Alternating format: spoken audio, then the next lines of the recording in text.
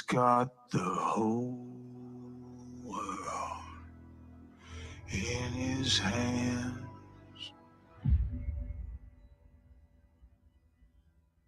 He's got the whole wide world in his hands. He's got the whole world in his hands. He's got the whole world in his hands.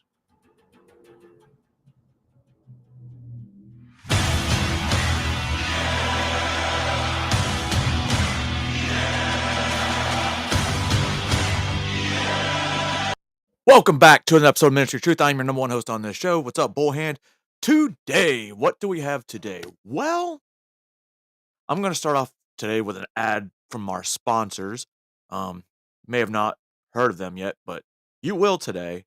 This is for the 2024 presidential election, and I believe this young Shimshur, She-Sherm, is going to persuade you to vote for Joe Biden. Now let's go and watch this political ad, which is not really an ad, but it should be.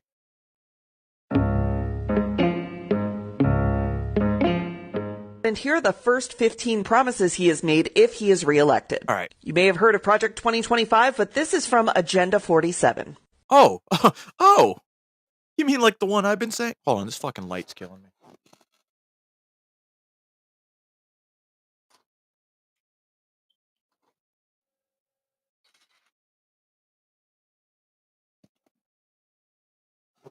Continue. Agenda 47. Please do tell. And you can read all of these on his website. First, he promises that he will carry out the largest domestic deportation operation in history. Get out. All right, so what's wrong with that? They came here illegally, stealing our jobs, taking our taxpayer money that we can spend towards, I don't know, the homeless, poverty, American people. You know what? Let's deport Americans to, I don't really know where we deport Americans to. Canada? He will also ask for the death sentence for anyone convicted of human trafficking. Anybody see anything wrong with that? Death penalty for human traffickers? Anybody? Nobody? You're making a great case for Donald Trump there, Shishim. He will close the Department of Education and return all education standards to the states to decide. Also, no comment. He will put prayer back into school, and he will criminalize any race-based advantage programs. Criminalize race-based advantage programs? You mean like getting rid of DEI? That's not really getting rid of race-based, whatever the fuck she said. I don't know why I can't think of it right now. What up, Rockstar? But how about that? Make them start teaching kids again and not something that comes from the top. You must know about the erasure of history in the 1800s. Oh, we can't do that. Racism bad. Slavery. He will end the Affordable Care Act. He will ban gender-affirming care for adults and children, and he will ban any federal dollars from going towards gender-affirming care, which means anyone with government-provided health care will no longer be able to access gender-affirming care except for Viagra and So, what you're saying is they will no longer do gender-affirming care. Cool. I'm cool with that. Pay for it yourself. Don't have the government pay for that shit. You're the one that wanted it. Cialis. Those will still be available. Yeah, boy. He will propose a constitutional amendment that gives a term limit to Congress. He will deploy... Anybody anything wrong with that? 10-year, 12-year limit for Congress? What's wrong with that? You can't have career politicians that go in there with $1 and come out with $53 million. Come on, man. Oh, I sound like Joe. Come on, man. The Department of Justice to investigate the Biden crime family and any of his adversaries or political rivals. Let's go, Brandon. I agree. He will immediately pardon all of the January 6thers, and he will create a task force. So this pardoning of the January 6thers, Supreme Court already did that. moving on. Forced to investigate anyone who arrested, charged, or imprisoned a January 6er. He will increase the penalties for underage criminal offenders, strengthen immunity for police officers, and deploy the National Guard to patrol woke cities. On day one, he will reassess our participation in NATO and says that every European country needs to pay the United States for protection. Yeah. He will also restore the wonderful... You realize if, other countries started paying us for, being their fucking police, we wouldn't be in debt. And they would learn to fucking defend themselves. Pussies. Travel ban for Muslims coming to America. He will build freedom cities. This is 10 new cities built on federal land. He will award them... So keep in mind, they want to do these freedom cities. Cool. But don't talk shit about them because you're the same fucking people that are all for 15-minute cities. You know, one that you destroyed a fucking entire city in Hawaii to build? Oh, I wasn't supposed to tell you about those 15-minute cities that are all green. To areas with the best development proposals, and he will prioritize moving young families to these freedom cities. Yes. Nothing like moving young families to a freedom city.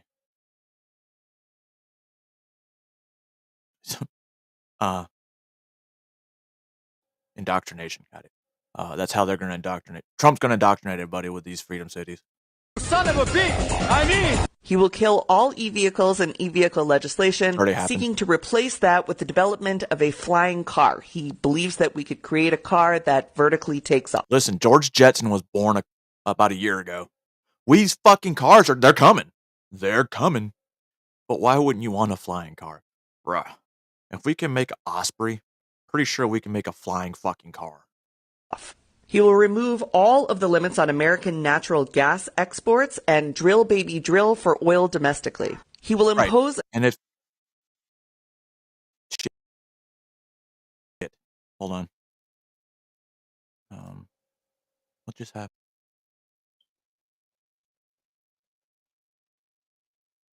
So with drill baby drill, does she not understand that drilling our own, refining our own oil, and all that refinery shit, you know how many jobs that creates?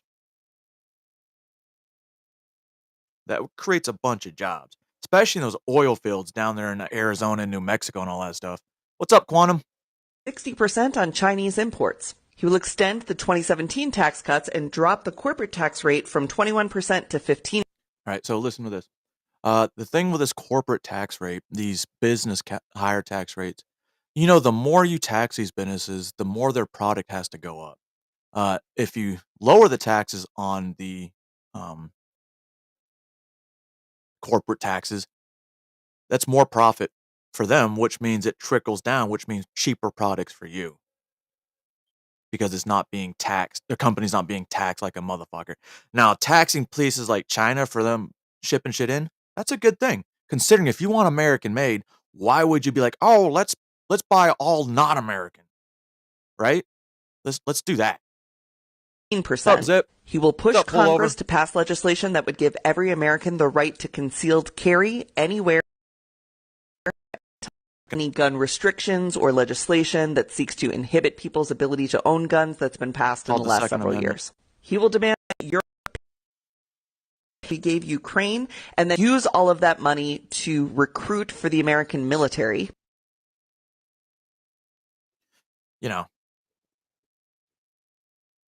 If we had to get in a war right now, which we're like really this fucking close, with all the DEI and shit that it's been happening in the military, I have no faith, unless it's my special ops community. Other than that, I really have no faith in the regular, conventional military. And he will take billions and billions of dollars from private university endowments by taxing, fining, and suing the universities. He specifically names Harvard in this. So this one, they want to pay back all these fucking student loans costing billions and maybe trillions of dollars. This I like. I don't see why they're against it. Probably because big universities like, Harvard will lose admissions because you can get an actual degree for free. And then he will use that money to create the American Academy. It is a free online college that will be free of wokeness that he will force employers to recognize as a bachelor's degree equivalent. So that's Agenda 47.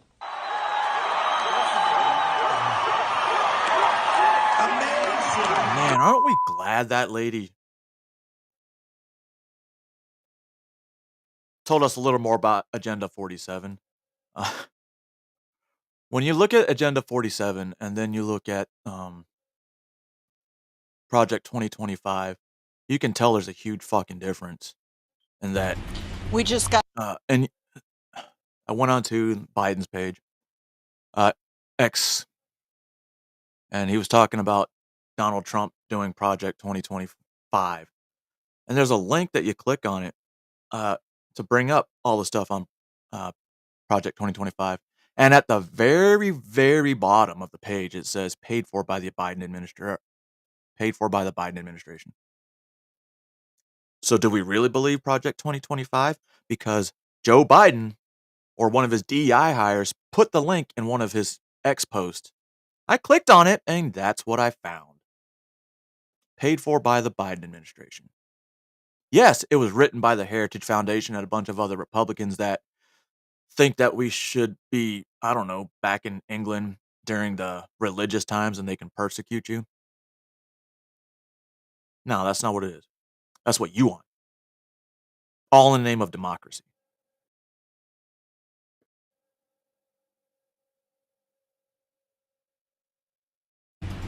So, every year we know that during the 4th of July, big cities are going to have an increase in gun violence. One such city, which has the most strictest gun laws in the entire nation, for some reason always has issues with guns and shootings. And if you guys don't know what city I'm talking about, it's called Chicago.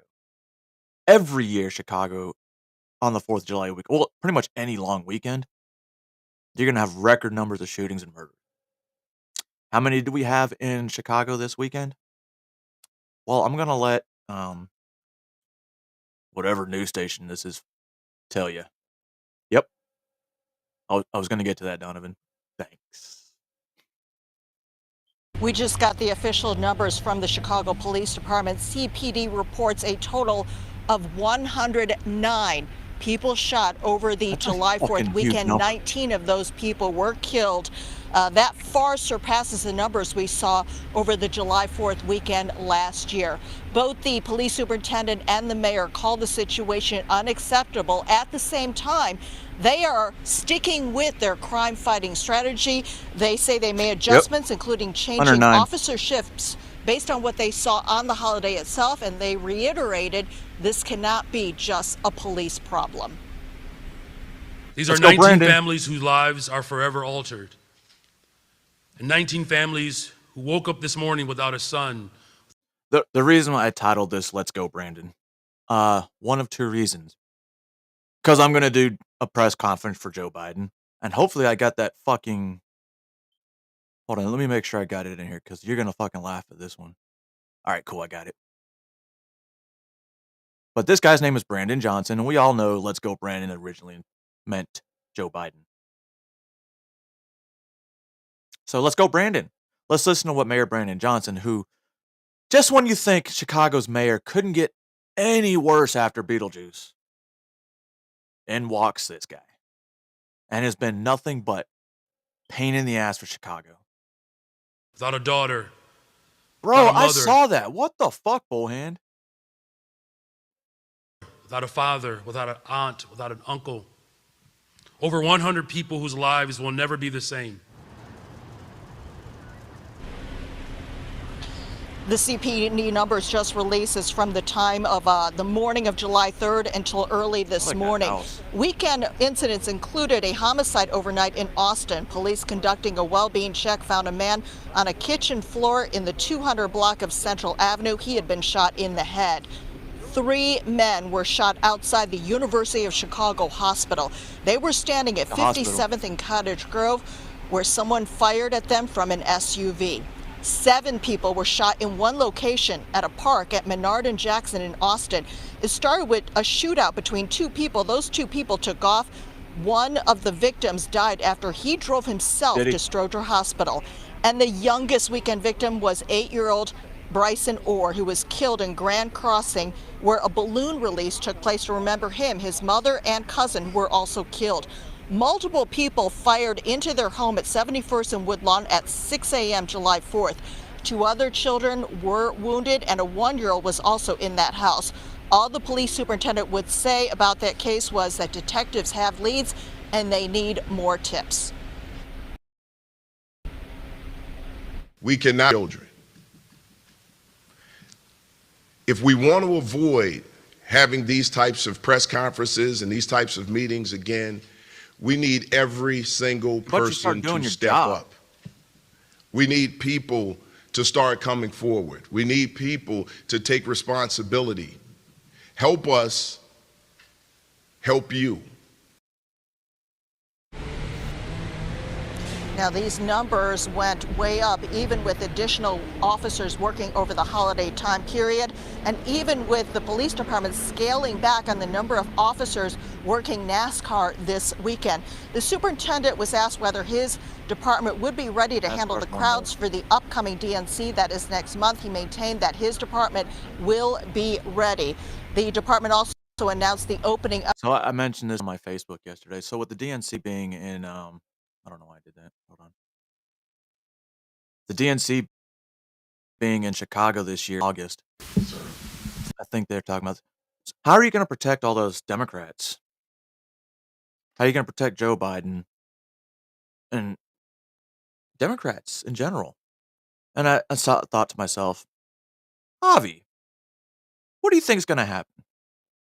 Well, after reports like this yesterday, I think what they might do to save face with Joe Biden and not have him exposed in front of all the Democratic National Convention Committee, do it virtual. We can't do it because of safety concerns, so we're doing it all virtual. I mean, that's just how I think. But then again, let's talk to Brandon Johnson again and be like, listen, Brandon, I know you had a record amount of gun violence in your city this weekend, but why weren't you in the city? You know, like a leader should be when shit like this goes down.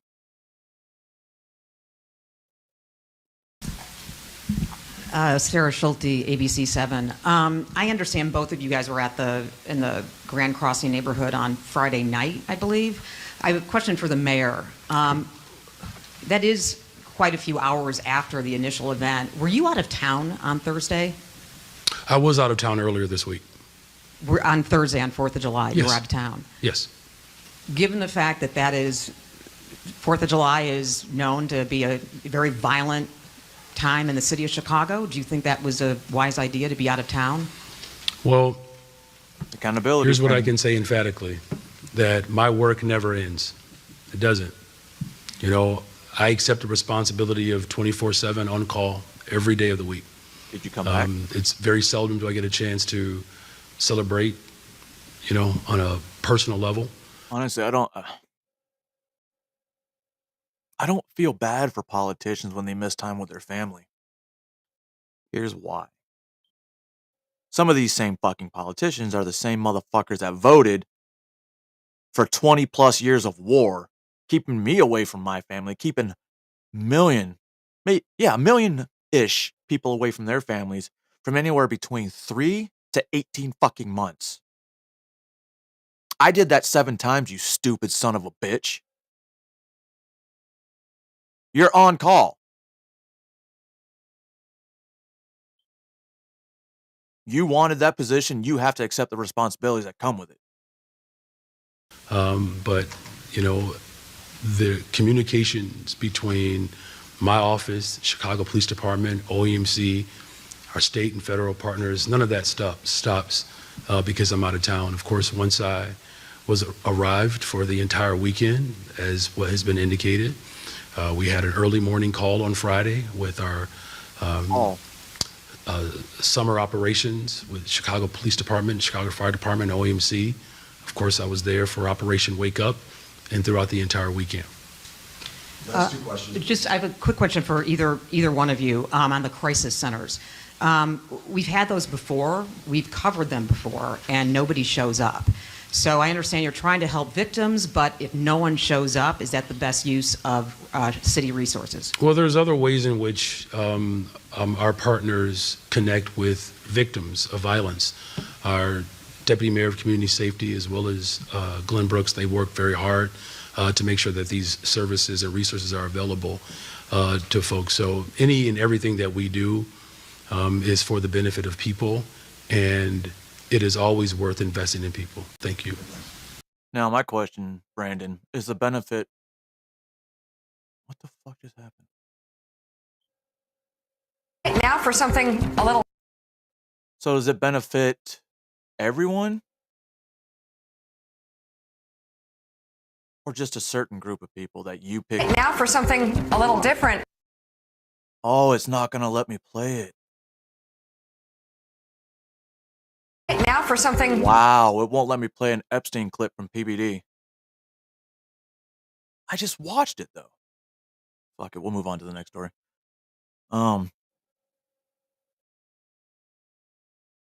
Even when I was back here, in the rear, as we call it, because we're not forward, I used to get calls 2, 3, 4 in the morning to go pick up soldiers who got a fucking DUI. I could be dead the fuck asleep. And because they're my soldiers, or I was the acting first sergeant, I had to go get them. All hours of the day. Every day of the week. It didn't really matter. I remember I had to pick one up Monday morning. 4 hours before PT.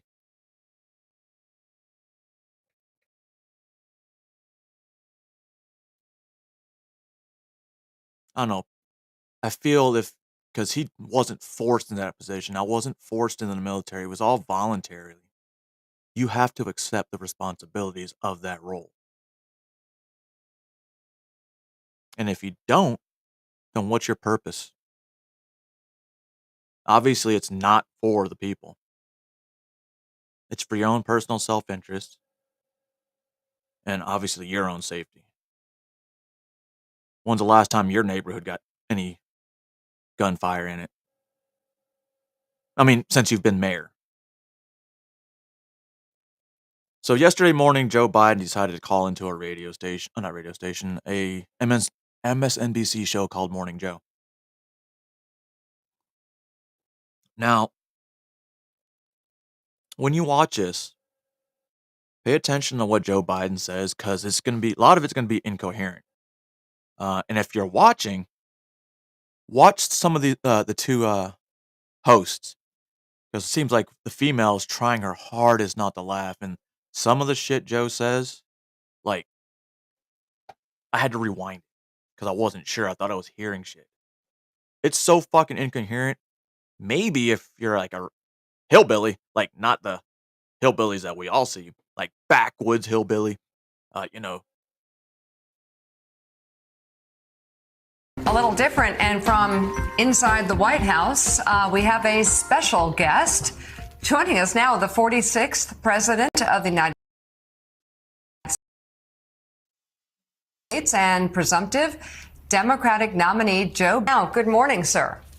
Hey, Mika, I'm more than presumptive. I'm going to be the Democratic nominee. There you go. Okay, well, Mr. President, that leads to the letter that we just received a few minutes ago.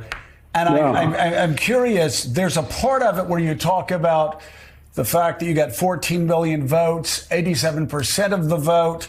It was an open process. You only had 3 people running against you. You have 3,900 delegates. And then you ask this question, does it didn't matter that the voters didn't have a say? I'm curious, is that the fact that Democrats, you believe, may now be doing the same thing that Donald Trump tried to do in 2020, and that is overthrow the popular will of Democratic voters? Well, look, Joe, let me say it this way. The reason I've been out on the road so much all over the country, and while Trump is riding around in his golf cart filling out his golf cart before he even hits the ball. But anyway, he hadn't been anywhere in 10 days. I've been all over the country, number one. And I've gone over the country for several reasons. One, to make sure my instinct was right about the party still wanting me to be the nominee.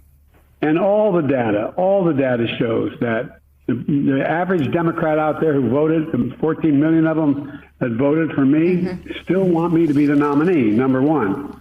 Number two, the idea that Donald Trump has gained in any substantial way, has his argument to why he should be president is anywhere convincing than it was 2 weeks or 3 weeks ago. Trump hasn't been anywhere in 10 days.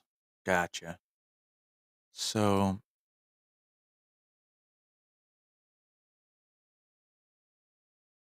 it is July 9th, right? So he had one on June 22nd, June 28th. He's going to have one today and another one on Saturday. So he's not doing anything. Florida, Pennsylvania. You know, Pennsylvania, you said the state that you're from that helped you win the election or in Congress, but you were from fucking Delaware. Yeah, those.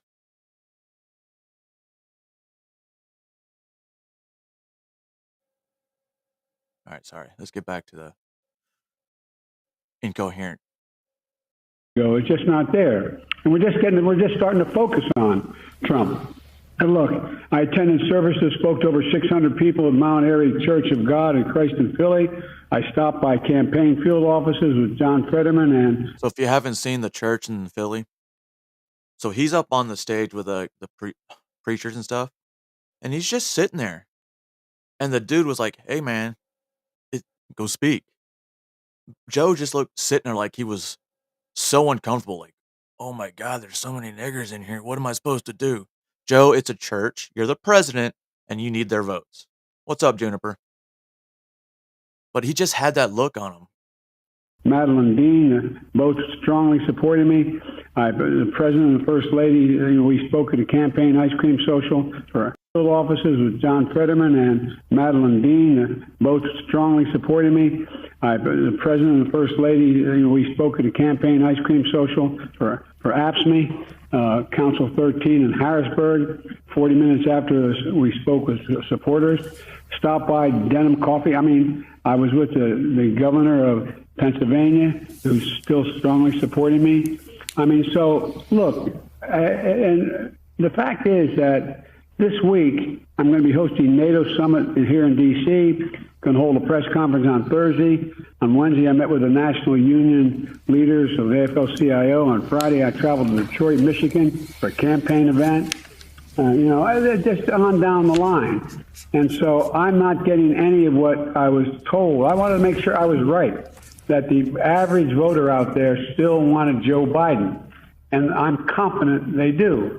And I'm confident, and like I said, the press is with me. There it is. There's a picture of it. I think they've been fairly fair. I haven't read any reporting they did today. But the fact is that, I think they have to acknowledge we had large crowds, enthusiastic crowds. And, and now they're talking about whether I use a prompter. Well, I did it all extemporaneously. The fact of the matter is, I was using prompters too. I don't get that. But at any rate, the bottom line here is that we're not going anywhere. I am not going anywhere. I wouldn't be running if I didn't absolutely believe that I am the best candidate to beat Donald Trump in 2024. We had a Democratic nominating process where the voters spoke clearly.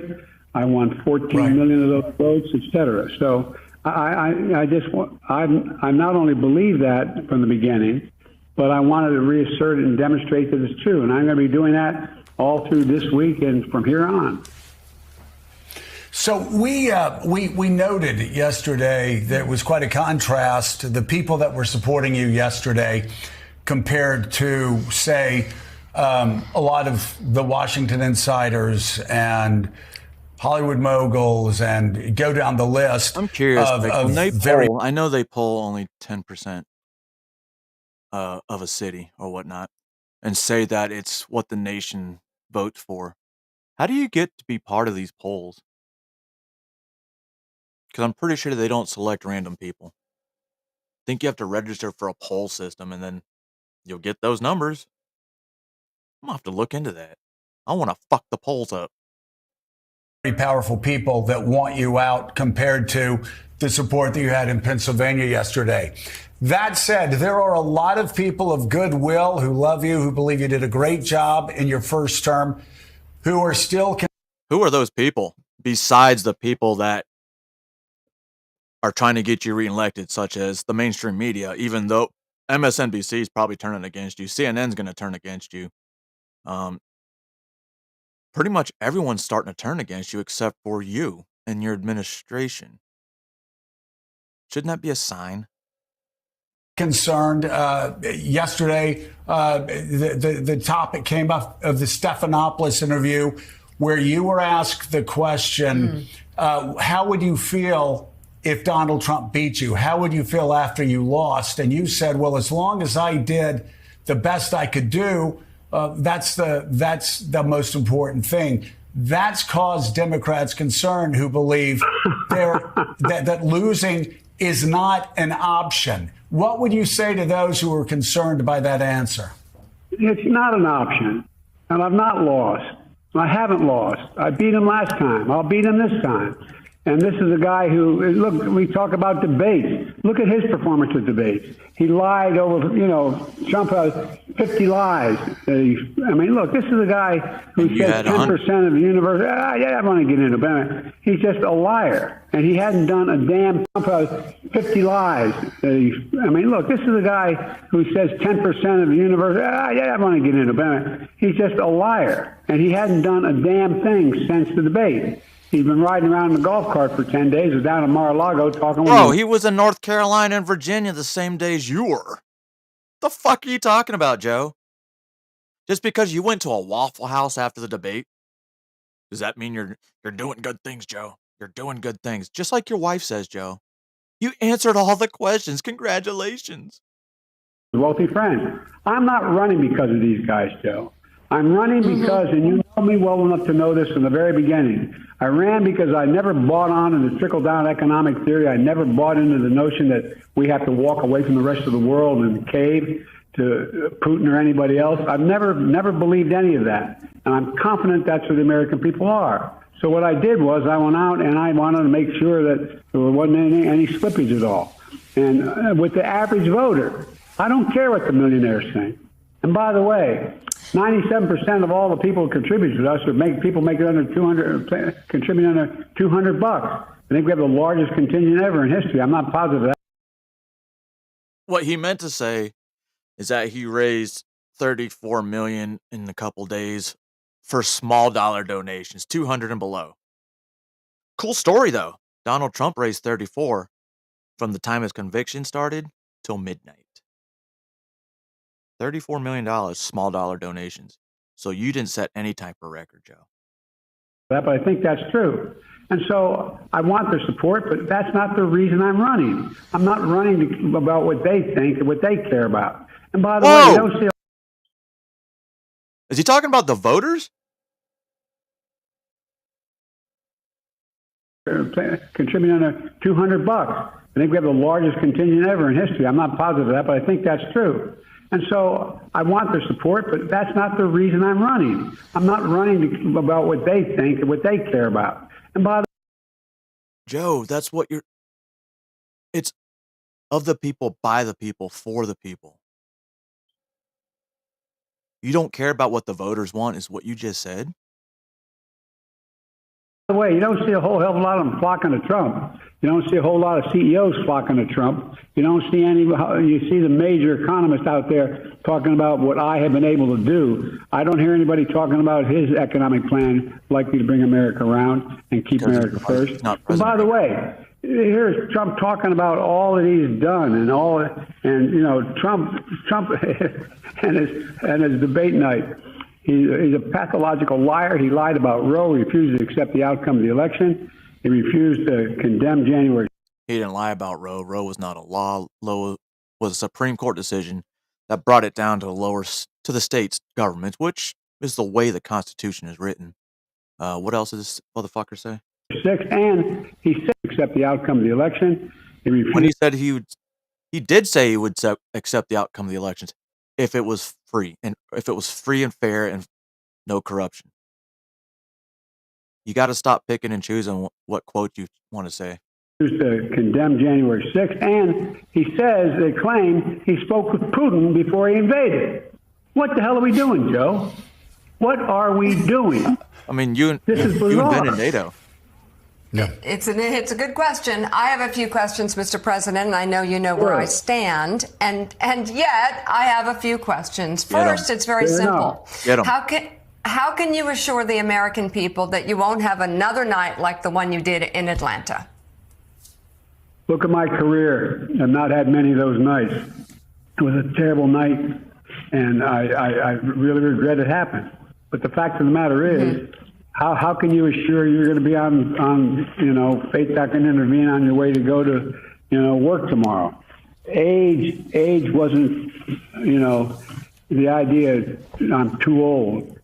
Created over 15 million jobs, 21 million insured for the ACA, beat Big Pharma, relieved student debts for 5 million people, first black woman in the court. So I think I had a significant run, and that's how I'd measure me. Measure me what I've done. And by the way, in terms of my neurological capacity, I had a physical, a neurological physical as well in February. It's released. I released all. Actually, we'll get into that physical later. My records, all of them. And I have a neurological test every single day. Try sitting behind this desk and making these decisions. You know it. Both of you know it. They know it. I'm not bad at what I do. Now, it doesn't mean I never make a mistake. I do. But I'm making those decisions. Mr. President, if anybody in my family had a night like that, like if my Joe had a night like that, or my kids or anybody, I'd probably want to do some sort of workup and medical workup and make sure he's okay. Have you been tested for any age-related illnesses, pre-Parkinson's, or anything like that, having a night like that where you couldn't finish sentences? Look, I had before, I was feeling so badly before the debate. When I came back, they tested. This. He came back and he was sick. So he went to Camp David for 7 days. But while he was at Camp David for 7 days, he got tested. No illness. You admitted it. So what's your excuse? I'm pretty sure you'll tell me. Me before I thought maybe I had COVID, maybe there was something wrong. I had an infection or something. They tested me. They gave me those tests. I was clear. So, but look, I had a bad night. But the fact of the matter is, look at what I'm doing. I mean, let me put it this way. If there was something that was wrong that night, it's not like it comes and that's one night and it goes away. Here's the thing. If you watched after the debate, him and Jill went to another place, and Jill was like being his hype man while Joe was standing there looking like a fucking retard. And then they went to Waffle House, and Joe was shaking hands and stuff like that. Joe, I don't get it.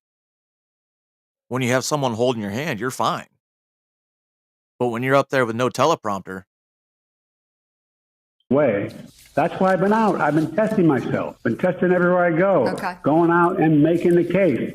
The night of that debate, I went out. I was out till 2 o'clock in the morning that very night. It drives me nuts, people talking about this. So if you were sick and sleepy and couldn't finish your sentences, why didn't you just go to bed and continue in the morning? I mean, you're 80 fucking years old. That would only make sense. That very night, I was talking to large crowds. Look at the crowds we've gathered everywhere from Atlanta to North Carolina to Pennsylvania, and look at the enthusiasm. But it was right after. Where the hell's Trump been? What has Trump said or done? Dude, this isn't about Trump. This is about you. Except deny and lie about what he's for. Okay, so you have repeatedly said that all of these people and entities are wrong. And let me go through them. The New York Times editorial board, The Economist, the Atlanta Journal-Constitution, the Boston Globe, Jerry Nadler, Seth Moulton. Let me go to Julian Castro, Tim Ryan, David Axelrod, David Remnick, Richard Haas. Yeah, I know which one you're responding to there. Zeke Emanuel. But they are saying that you should step aside. So what is your plan of attack moving forward? These are pretty big names. To go out and keep doing their big names, but I don't care what those big names think. They're wrong in 2020. Doesn't care what those big names think, but those are the same people that write articles, report the mainstream media that people read and get their fucking information from, Joe. Maybe you should worry about what the fucking media is saying, because they are the propaganda tool of you, and they're working against you. Wrong in 2022 about the red wave. They're wrong in 2024. And come out with me. Watch people react. You make a judgment. You make a judgment. Mm-hmm. And by the way, I'm going to have all these foreign leaders here. I've been in contact with the new British Prime Minister. Anyway, look, the country, the rest of the world is looking. Our allies are looking for U.S. leadership. Who else do you think could step in here and do this? I expanded NATO. I solidified NATO. Ask your brother about expanding NATO. Hello, Chantel. Expanding NATO is a direct. What's the word I'm looking for? Violation of the treaty you had with not to expand NATO further east, but you're not only did you create NATO, but you're happy about expanding it. And if you have your way, you're going to get Ukraine, and then World War III is going to start. And well, Joe, you don't have to deal with it, right? You're 80 fucking years old. You'll go to your bunker, and then we'll have a fucking body double. About it in Poland. I made sure that we're in a position where we have a coalition of people of the nations around the world to deal with China, with Russia, with everything that's going on in the world. We're making real progress. The Biden plan, which got in Israel for the Gaza Strip, is something that was adopted. Right. Why is he making this sound like he's doing good things? By the UN Security Council. Whether it comes to fruition, it's awful close. We'll see. G7's okay. So that proposal he's talking about for the ceasefire, it's a 3-phase ceasefire between Israel and the Gaza, Hamas. Originally, Hamas was not going to agree with the deal because it would require Israel to completely step out. And Israel's like, no, we're not going to do that. So during that first phase, Israeli army is still allowed in Gaza. Tell me that's not going to lead anywhere bad. So you made a deal, but Israel reneged to make it to where it's more beneficial to them to continue the war. But you did something good?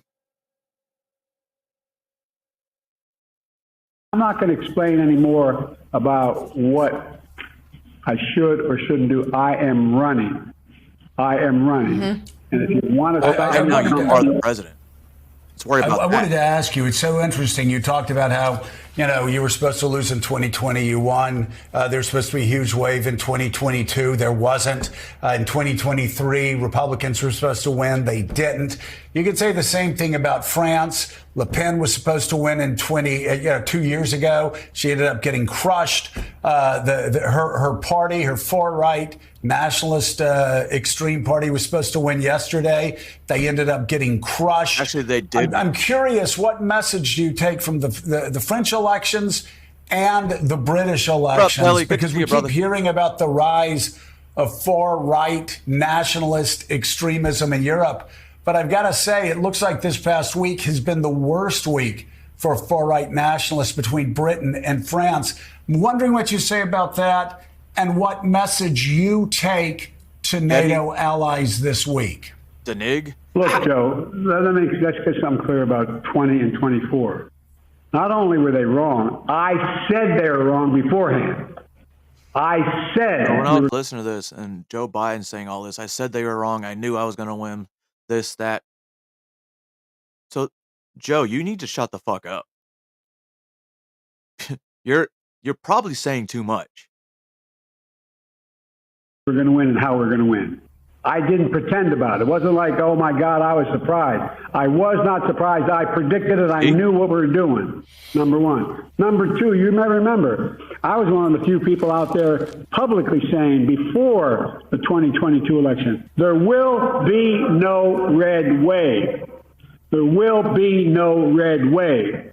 Because I've been all over the country. I didn't believe it at all. And then in 2023, the key elections, I went into those races. Not every one of them, but a lot of them. And I said we were going to win. Look, we won those. So, Joe, it wasn't just that it didn't happen. I was predicting beforehand it would not happen. Because I've got a pretty good political instinct and eye. And here's the deal. It's not going to happen here this time around. The American public is not going to move away from me as an average voter. And again, I'm here for two reasons, pal. One, to rebuild the economy for hardworking middle-class people, give everybody a shot, just a straight shot. Everybody gets a fair chance, number one. Number two, remember all this talk about how I don't have the black support? Come on, give me a break. Come with me. Watch. I'm getting so frustrated by the elite. Now, I'm not talking about you.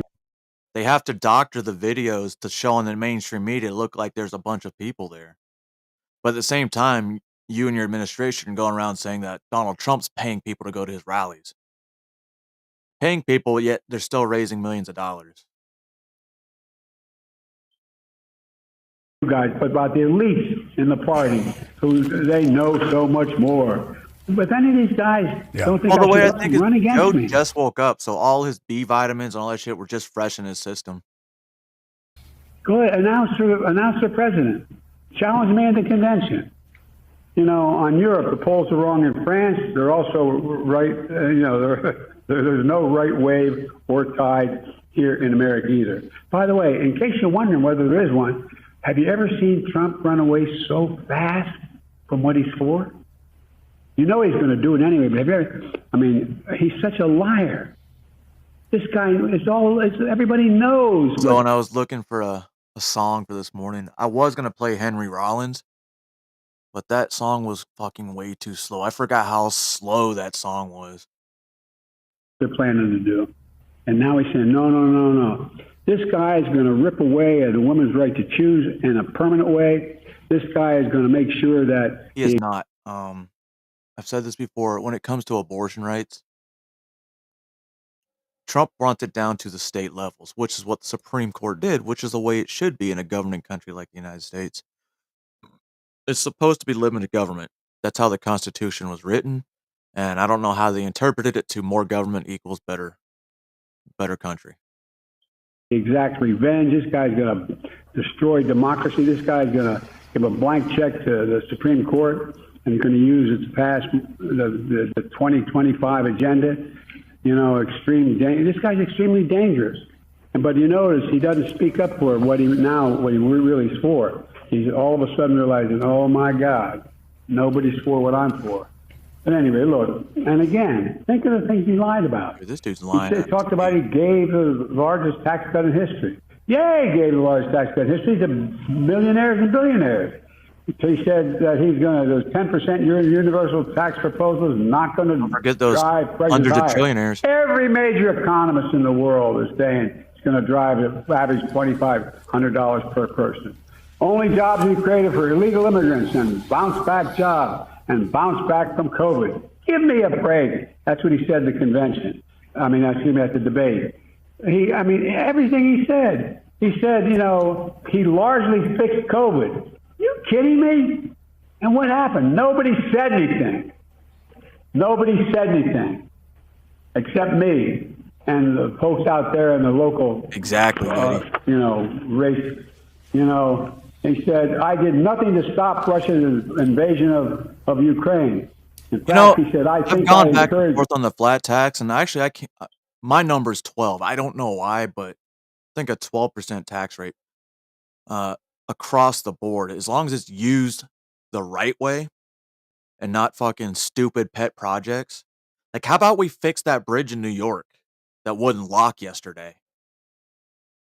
Russia from going. I think he encouraged Russia going in. I mean, I'm reading from the list of lies. First of all, he was made up quotes, suckers and losers. I was with it. He called the Americans in the cemeteries from World War I suckers and losers. And so this guy's going to have to start to answer for what he... Joe, the cemetery in France that you went to, it's World War II veterans or World War II KIA, not World War I. I've been to the World War I memorials. There's a bunch of them all throughout France. And I actually found a gravestone with my last name on it, which I thought was kind of fucking weird, from World War I. He did. I'm not letting up, Joe. I am not letting up a little bit. And by the way, France registered, look, you talk about Europe. France rejected extremism. Democrats will reject it here as well. Trump, and this is a guy who is an extreme candidate. I can't think of a candidate in my lifetime that's been more extreme. He makes George Wallace look like a patriot. Good boy, President Joe Biden. Let's make this a thing. Thank you for calling in. We really appreciate it. What about your boy, Robert Byrd? He was pretty extreme. What do you guys say about that there, Joe? Fucking did it again.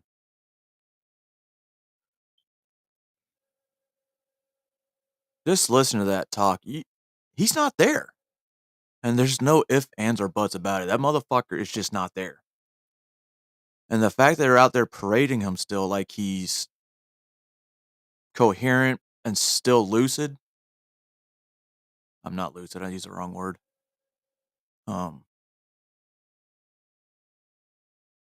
He says Trump lies a lot.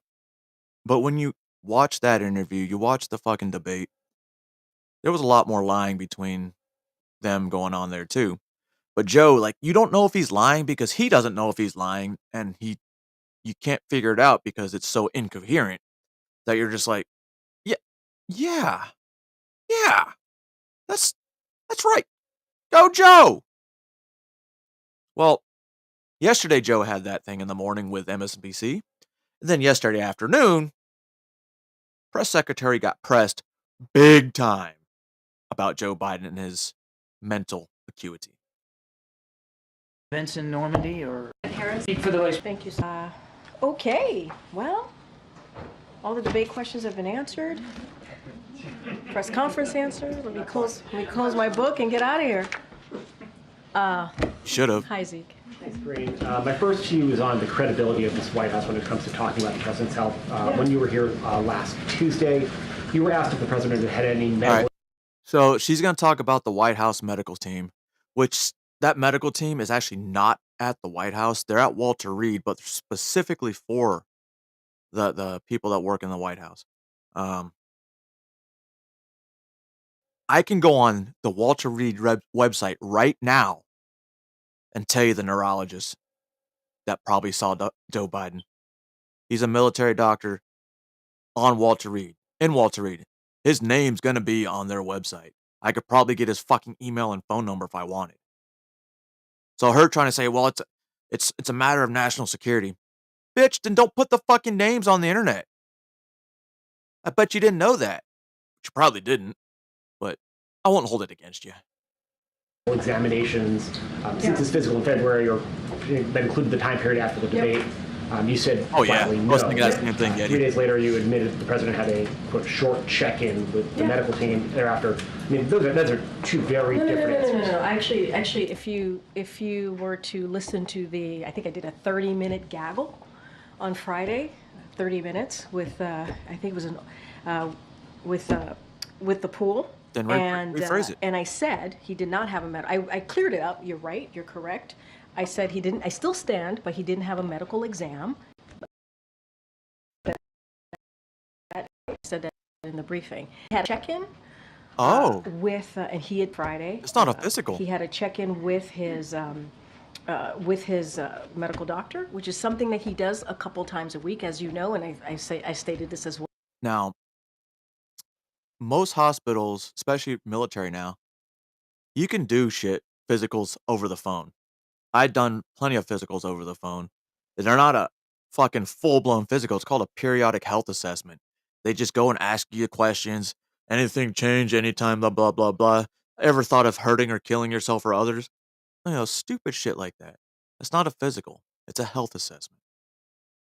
Well, he has, for those who don't know, obviously outside of the briefing room, outside of the White House, many Americans don't actually understand this, so let's take a step back. They deal with their medical issues or physicals very, very differently. They are very, they are lucky if they get to see their doctor once or twice a year, right? They have to get in a car, they have to either take public transportation in order to make that happen. The president's medical unit is literally down on the other side of the colonnade. That was one of the assignments I had when I was a young E5. But it was Barack Obama, and I didn't want to because, well, his policy started sucking. Just down the steps from the residence, and so a couple times a week he does a check-in, a verbal check-in with his doctor while he's exercising. That is something that happens often. Matter of fact, he did a check-in today against because UCMJ. I know folks were going to ask about if he was tested for COVID. He was not. We are following CDC guidance. He was not tested for COVID, just to let you guys know about that one. And if he has any symptoms, obviously we would test him. Is that in the context of the second gentleman's diagnosis? Yes, which is why. No.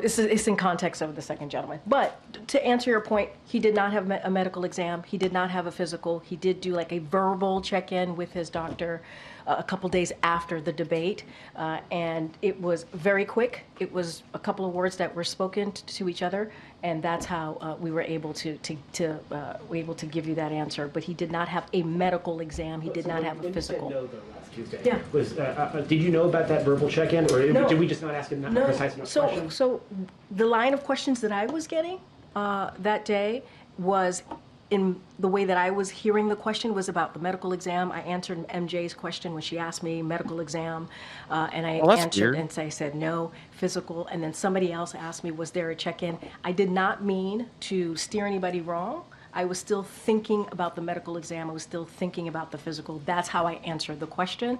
And then when it became, when the president actually spoke to it, I went back, asked the medical doctor, and he said they had a verbal check-in. That's what he said. But in answering the question, I was talking about the medical exam. I was talking about the physical. No, you weren't. There's a lot of reporting in the last 24 hours about a Parkinson's expert who's come to visit the White House almost a dozen times over the last year or so, including at least one meeting with the president's physician. Could you state, like, very clearly, yes or no, was that expert here to participate in anything surrounding the care of the President of the United States? So let me just say a couple of things. I get it. Patient health care should be private. However, at the same time, when you're the President of the United States, people kind of need to know. Just like if I was in the Army and I fails a physical, my commander knew. Because we need to be in top physical shape. The only time I failed physical is when I was fucking having my shoulder redone. But other than that, I was too stupid to say, yeah, that hurts. We have had a comprehensive... Since Donald Trump was the President of the United States, when those records were taken, nothing will happen to Donald Trump. But on the other side, Joe Biden and Mike Pence did not fall under that Presidential Immunity Act. So they need to be charged. Doesn't matter if they fucking, we're turning them in now. You're only turning them in because someone else got caught. That's the only reason. Because if, that wasn't the DOJ that decided, oh my God, we're going to raid Mar-a-Lago like it's a fucking terrorist organization. And I just want to take another step back. Comprehensive physical examination. The president has had that. We've given a comprehensive report. We've shared that the past 3 years. Every year that he has had this exam, he sees a neurologist. And just to give you a quote from that from the report most recently in February, an extremely detailed neurological exam was again reassuring in that there were no findings which would be consistent with any cerebellar or other central neurological disorders such as stroke, multiple sclerosis, Parkinson's, or ascending lateral sclerosis, end quote. So that came directly from in February in that comprehensive report that was provided by the president's doctor to me that I share with all of you. So anyone who is watching can certainly go to our website. The question, which was this expert's visits, was multiple visits to the White House pertaining at all to the president's care? Here's the thing. I've said he has had three. He has had three no way. In those 3 physicals, that's when he has seen a specialist, a neurological specialist. I have to be super mindful here, and this is. So she won't tell you the name of Joe Biden's doctor. Well, the White House doctor actually was replaced by Biden's personal physicians.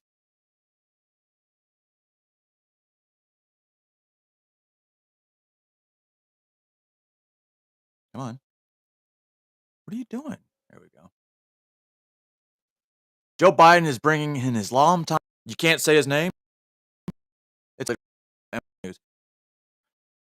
White House filling a traditionally low-profile role that became the Trump administration. So Biden has his own doctor, not the White House, or not one provided by the government. It's crazy, right?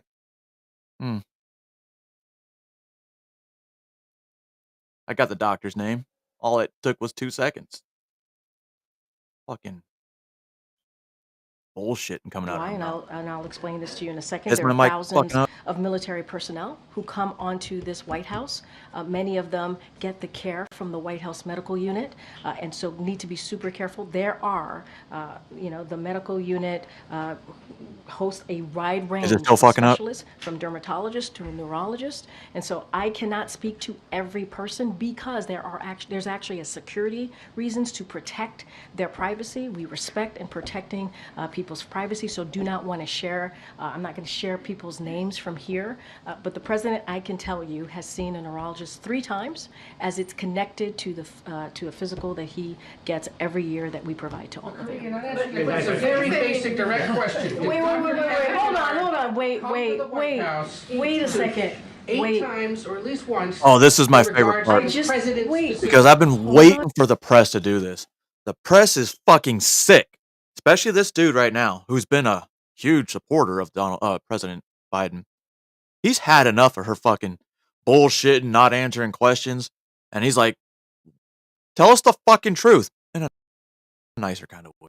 On a second. What you should be able to answer by this point. Wait, no. No, wait a minute. Ed, please. A little respect here, please. So every year, around the president's physical examination, he sees a neurologist. That's 3 times, right? So I am telling you that he has seen a neurologist 3 times while he has been in this presidency. That's what I'm saying. I am telling you that he has seen them 3 times. That is what I'm sharing with you, right? So every time he has a physical, he has had to see a neurologist. So that is answering that question. No, it's not. No, it is. It is. You're asking me. I also said to you, Ed, I also said to you, for security reasons, we cannot share names. We cannot share names. We have to. Others he would have met with. You can share names in regards to if someone came here in regards to the president. We cannot share names of specialists broadly, from a dermatologist to a neurologist. We cannot share names. There are security reasons. We have to protect. I mean, I can give you the number of Walter Reed. I hear you. Right there for anyone to see. Ed, I hear you. I cannot from here confirm any of that because we have to keep their privacy. I think they would appreciate that too. We have to give them. We have to keep their privacy. It is public information. I hear you. Guys, hold on a second. There's no reason to go back and forth and be in this aggressive way. Missed around here about how information's been shared with the press corps about him. What do you missed about? What do you missed about? Everything he just asked about. What do you? And then every time I come back and I answer the question that you guys asked. Correctly, you didn't have to come back and clean it up. I never answered the question incorrectly. That is not true. I was asked about a medical exam. Is I was Ducey asked there? about a physical. That was in the line of question that I answered. And I said, no, he did not have a medical exam, and I still stand by that. Matter of fact, the president still stands by that. He had a verbal check-in. That is something that the president has a couple times a week. A couple times a week. Now in regards to Dr. Kevin Kennard. Oh, this verbal check-in, what is it doing? What exactly goes on? Hey, Joe, you doing good? Just give me my meds, man. Come on, man. I got a press conference, man. All right, Joe, I got you. And I am telling you right now that I am not sharing confirming names from here. And here's the thing, like, if you're supposed to be the White House press secretary and you get pressed by the reporters, aren't you supposed to have a certain bearing, right? Should you be losing it at the reporters? I mean, Donald Trump did it too, but he wasn't the press secretary. You are. Are you supposed to get in contests, shouting matches with the reporters? Maybe the reporters are fucking tired of lies. Because the entire time you've been the press secretary, you've been nothing but a giant sack of shit. I am not going to do What's up, that, TBS? Ed. It doesn't matter how hard you push me. It doesn't matter how angry you get with me. I'm not going to confirm a name. It doesn't matter if it's even in the log. I am not going to do that from here. That is not something I am going to do. What I can share with you is that the president has seen a neurologist for his physical 3 times. 3 times. I like Ducey and Jackie. Jackie. And it is in the reporting that we share a comprehensive reporting. Matter of fact, it's more than what the last guy shared, and it is in line with what George W. Bush did. It's in line with what Obama did. And so it is comprehensive. It is War criminal? War criminal. No new wars. War criminal. Out of the 4 presidents you just talked about, 3 of them are war criminals. Of course they told you what was in their physicals. out there. I just read a quote from it, but I am not going to divulge somebody's name or confirm someone. I'm not going to. You already said it. That is as privacy for that person. I'm not going to do that. It doesn't matter how hard you push me. It doesn't matter how angry you get with me from here. I'm just not going to do that. It is inappropriate and it's not acceptable. So I'm not going to do it.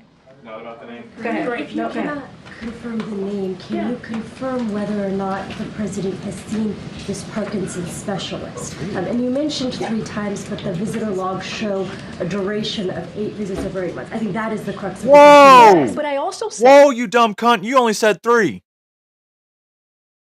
So a duration of 8 visits over 8 months. I think that is the... 8 visits in 8 months. 1, 2, 3, 3. 1, 2, 3, 4, 5, 6, 7, 8. That's 3 extra fingers. No. The crux of the question. But I also said there are thousands of military personnel that come to the White House. Yes, it's called Walter Reed. Under the care of the medical unit. No, you stupid bitch.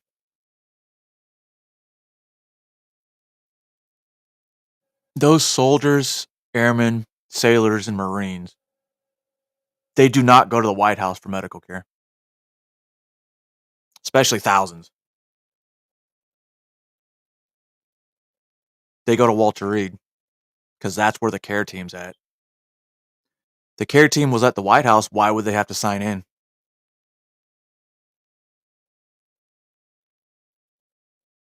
That the Parkinson's specialist visits were for the president or not? What I can tell you is that the president has seen a neurologist 3 times, and I read to you what the neurologist has said, and I read to you the last line. I could say it I don't again. want to see the notes. No findings which would be consistent with any cerebellar or other central neurological disorders such as stroke, multiple sclerosis, Parkinson's, or ascending lateral sclerosis. That is from February. That is coming Okay, from that February. was months That ago. is what the medical unit, the He's president's 80. doctor He needs one every 6 shared. months. And I said to you, it's happened 3 times. Each time there is a physical that occurs and we put out a comprehensive report, that is when he has been able to see a specialist. So that's what I can share. Question on this. Has the president, you mentioned Parkinson's, multiple sclerosis, all of these things. One diagnosis that we have heard of, potential diagnosis, is hydrocephalus, which is fluid buildup in the brain. It's something we've never heard in any of the medical reports. Is that something that the president has been evaluating? Swelling in the brain. If it's not in the medical report, obviously, it's not something that the president is dealing with. Well, I can tell you this. Just going back to Parkinson's for a little bit, so to give you That's some not what we're talking about. answers here. Has the president been treated for Parkinson's? No. Is he being treated for Parkinson's? No. He's Should not. he? Is he taking medication for Parkinson's? No. So those are the things that I can give you full-blown answers on, but I'm not going to confirm a specialist. So you can tell us if he's taking medications, if he has it, but does he have Parkinson's? Has he been tested for Parkinson's by a neurologist? Bro, look at that face. She's so angry. What's up, girl? Any specialist that comes to the White House out of privacy. Question is, will the president go to the Hill today? I know we saw his letter. Is he intending to have this conversation face to face with him? So look, the president, obviously this is someone who is a senator for 36 years, who was the president of the Senate as when he was vice president for 8 years. And he truly respects the members of Congress and has always and will always do that, especially as a former senator. And I will say, and you've heard us say this before, or most recently, is this is a president who's won the primary, right, by 14 million votes, 87% of those votes, so certainly. And look, I don't have any it's easy for Joe Biden to win primaries when there weren't any. There wasn't any for the Democratic Party. To read out, outside of that, but I will say that the president was in Pennsylvania. I just mentioned at the top, he got to see Senator Fetterman, Senator Casey. He also got to see Congresswoman Dean. He spent some time with them. They traveled across Pennsylvania. And I will say, when the president gets knocked down, he gets back up. This is quintessential Joe Biden. What up, JFK? And there are a long list of other congressional members who have shown their support for this president. I don't have anything else to read out. You saw the letter. The letter was, I think, pretty clear on where the president stands, and I'll just leave it there. You've noted that there are thousands within the Walter Reed system who may be treated by a specialist who visits here at the White House, but this neurologist had a meeting with the president's physician, with his doctor. You're refusing to say he was here to evaluate the. I know I did something from Morning Joe yesterday where he was lying and incoherent. Or if he was consulting on the president's health. So what then was that meeting about? And I will say that Dr. O'Connor leads the medical unit. He leads the medical unit. No, because we will not confirm or confirmed it. Speak to names that you're providing to me. It is out of security reason, is out of protecting someone's privacy. But you can say the doctor's name. We're just not going to do that. But they are. The reason that I mention that is because there are 1,000 military members that do indeed use the White House medical unit. They do. The White House medical unit. Thousands of people do not go to the White House for medical treatment. It's down the fucking road. That's where they get the Purple Hearts for the wounded. That's where they come back from when they come overseas. They get injured. They go from there to Landstuhl to Walter Reed. There's no fucking medical unit in the White House. It states medical unit, like it said when I was requesting assignments. But no, it's not in the White House. They may show up in the White House with maybe 1 or 2 people, but I guarantee you they're only there for like an hour, hour and a half. And that's just to see people like, yep, okay, you need to go see this guy at the hospital. They get care from that. We're talking about the President of the United States. guys, I'm trying to answer the question so you can connect the dot that there are multiple neurologists that come, not neurologists, specialists that come through here because there are more than 1,000 medical military personnel here. Oh, Clear this all up just by so it's 1,000 medical personnel and not thousands of people being treated?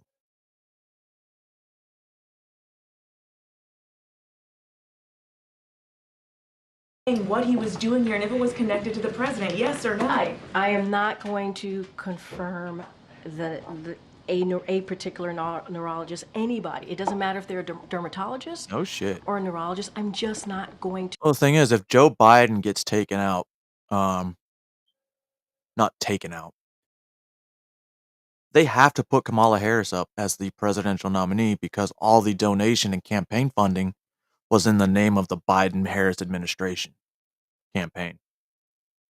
And if people think she's going to pick Gavin Newsom as the vice president, guess what? That happens, no votes from California would count towards the Biden or Harris Newsom ticket. If you're from the same state, you forfeit all votes that you got. To do that. I shared with all of you that the president has been with the neurologist 3 times as it relates to his physical. Well, Jerry Nadler's trying to save his fucking face. I'm just not going to do that out of security reasons, out of privacy. It is not something that I'm going to do. A measure of privacy, we have to be able to give people from here. One other question. The president's doctor, you say, has seen no reason to evaluate him for Parkinson's since Big Mike can run, however, is that based on these Big Mike has to run as the VP. check-ins that you've been describing based on his public appearances? Wait, say that one more time. You've said that the president's doctor has seen no reason to evaluate him or reevaluate him Yes, for JFK. Parkinson's since that physical. There's rumors behind the scenes that it's actually Jill and Hunter that are making the decisions for Joe. In February. What is that based on? Is it these? I never said that. That's what the White House has said. Well, what I have said is is that he just had a physical just in February. That's not just. And the physical was very clear. It was a comprehensive physical. We gave out a report on that. And as it relates to the check-ins, that is something that is common.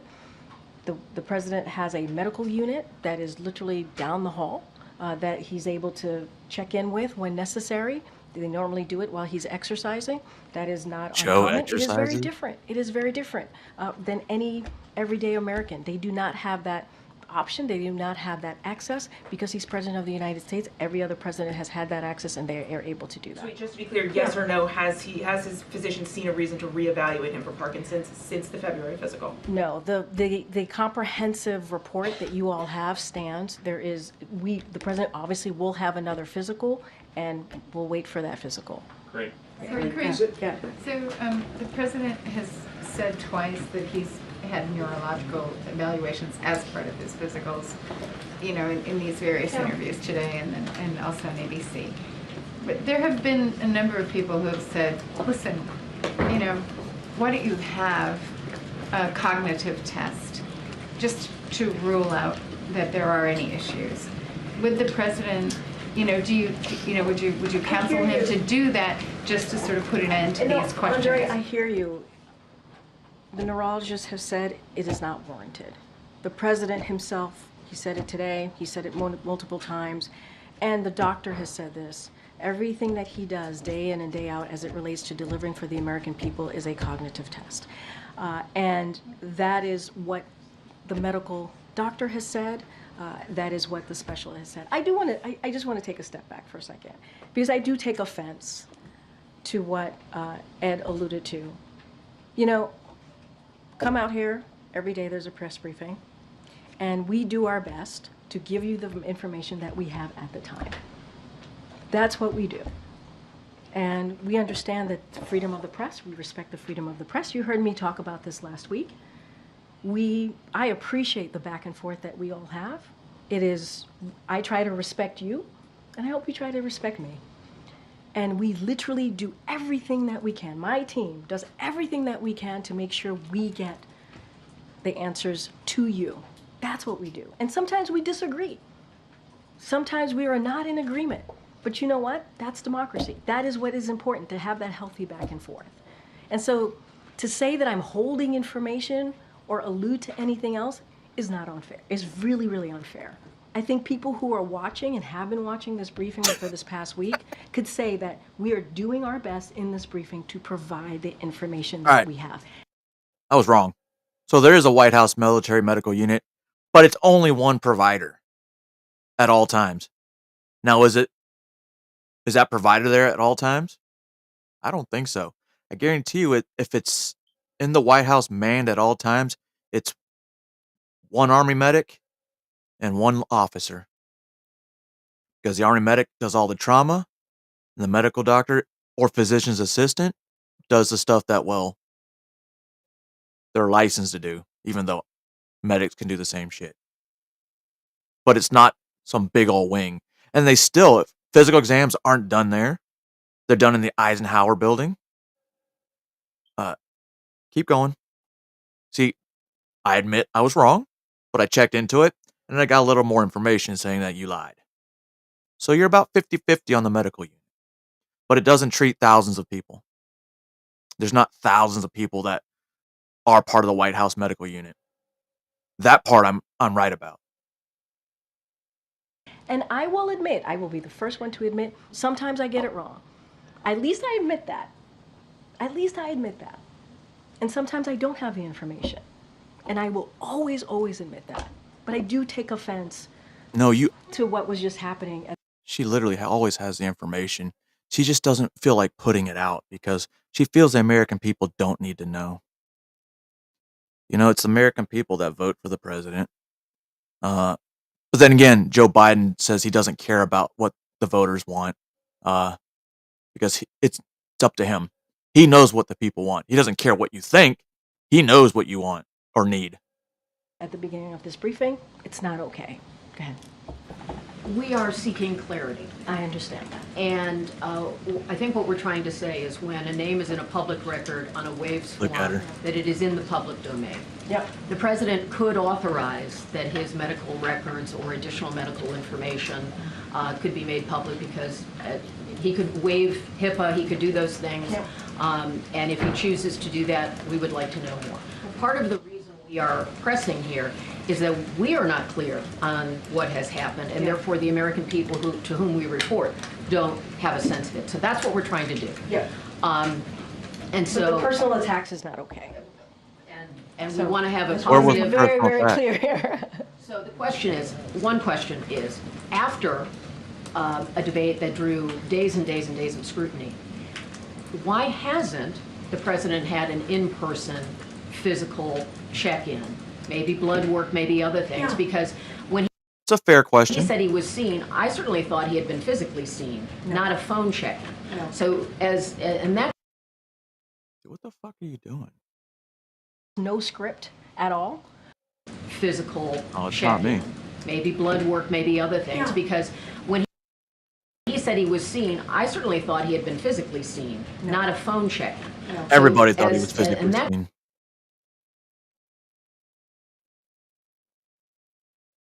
Part of what we're saying about how information comes out in waves, and then we may have a different impression. So and I totally this understand dominated his presidency for 10 days, and he could submit to another exam, a full exam, partial exam, whatever. He can waive his right to make things public. None of us are asking about the military members who might be seeing a physician here. None of us. We are only asking about the president's well-being. Understood. And so that's why we want to understand. When you see on the public records that a physician with his specialty has come to the White House, gone to the residence clinic, and met with the president's physician, we feel like there is more to be said there, and that's what we're asking. And I understand that, Kelly-O, and you know I respect you wholeheartedly, and I've known you for some time. We want to be also, because we are talking about someone whose name who is out there, and I understand.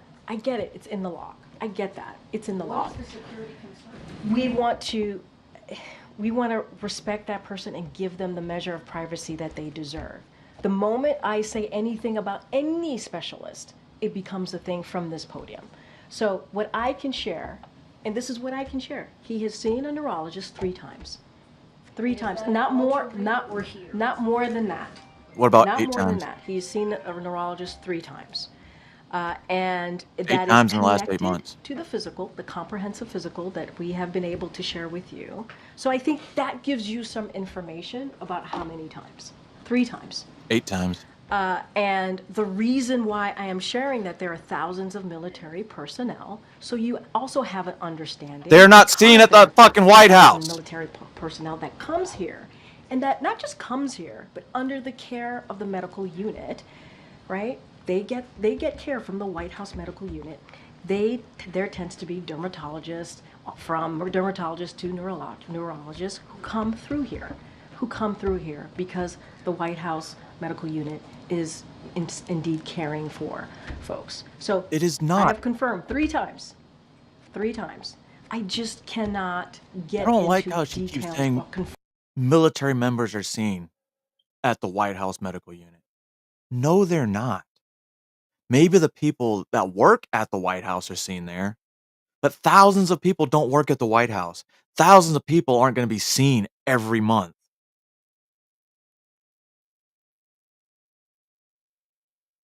There's no reason to have a fully staffed hospital in the White House, which you don't.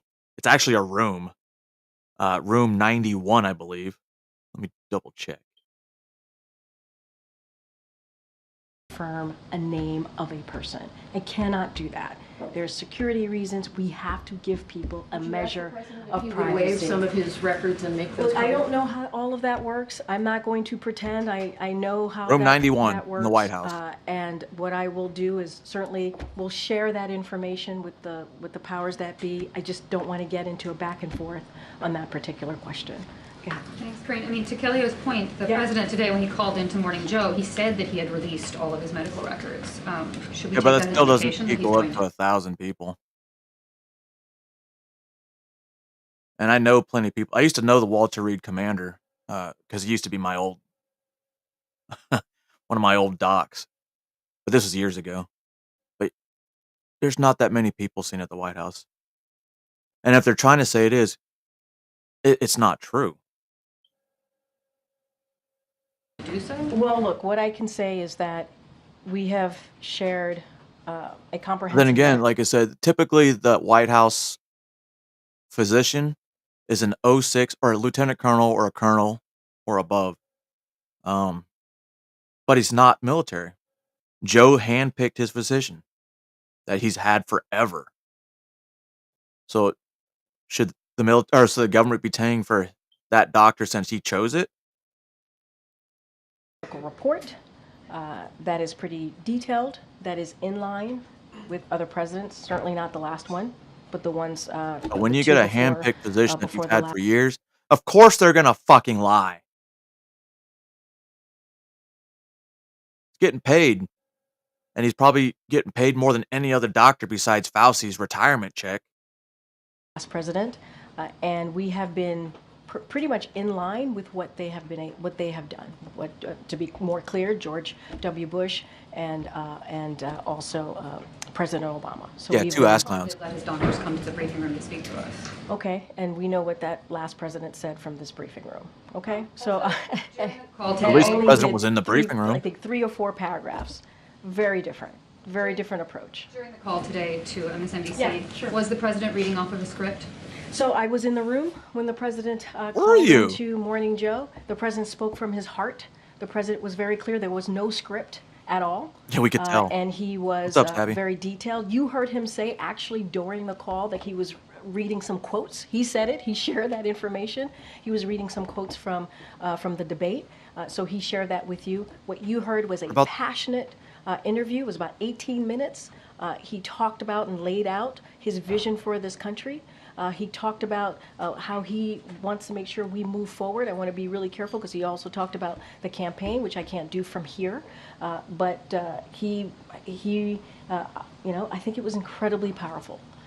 Quotes, but not from a script. Yo, motherfuckers, we just watched that interview before this. Did anything he say remotely resemble what she just said he did? A big White House conference, how many questions should we expect that he is going to take? So look, it is going to be a solo press conference. It is going to be certainly more than a 2+2.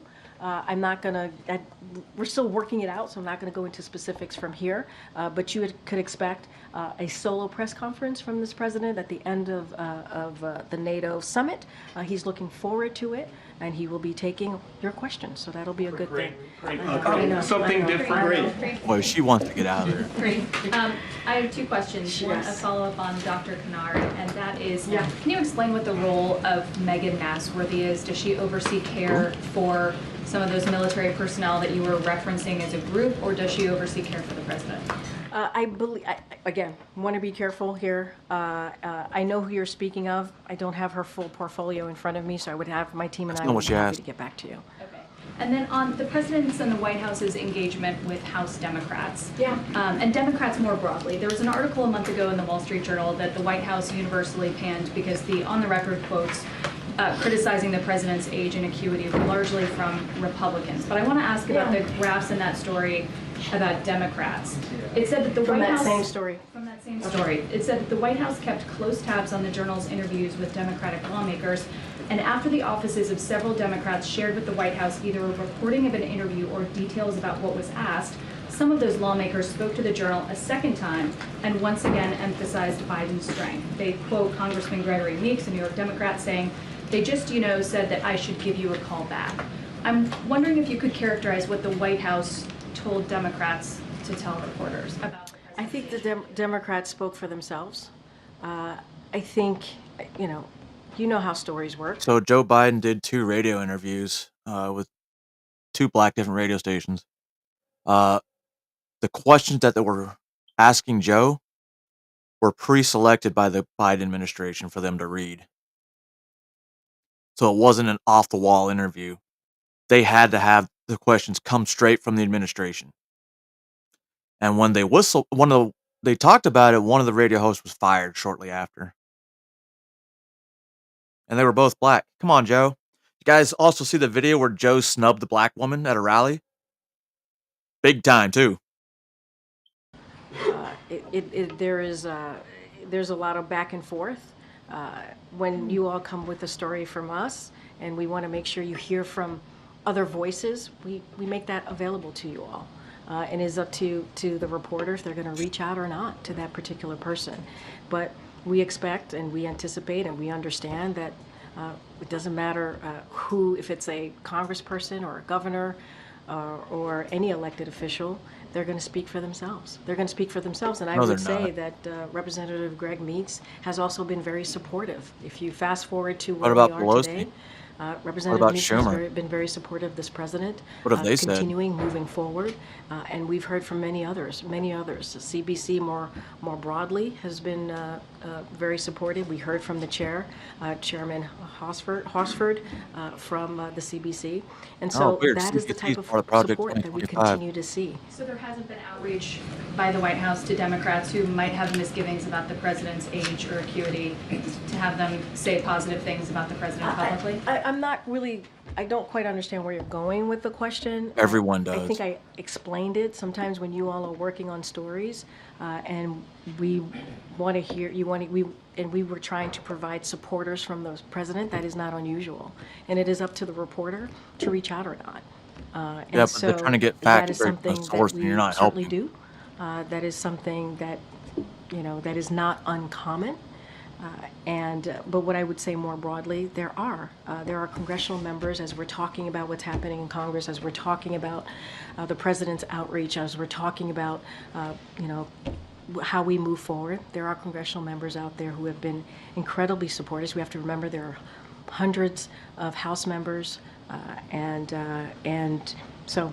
There are folks out there. The president's outreach today and tomorrow ahead of these all conference and all caucus meetings. So what I can say is that, as you all know, the president has done some outreach. He's spoke about it himself. I can say, as of today, he is engaged with dozens of members, whether in person or on calls. We saw him engaging with congressional members over the weekend.